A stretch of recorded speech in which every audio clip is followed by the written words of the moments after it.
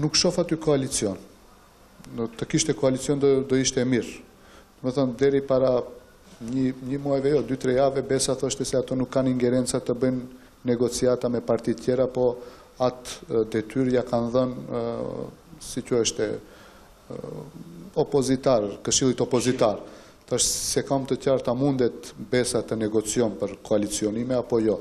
Në qoftë se e keni fjalën për takimin në Aleksandar Pallas, unë mendoj se më shumë më ndjan si neurolog dhe thëmë si ekzibicionalizëm, ulje pirje kafje në shkrim të një deklarate. Në qoftë se ne jemi të interesuar për koalicion të vërtet, do të thënë të ulen krerët e partive, nuk kemi nën kryetarët edhe antarët e kryesisë qendrore koalicionimet. Do të thënë formojmë një front opozitar shqiptar për të cilën ne botërisht dihet se jemi për atë, por atë e bën Ziadin Sela,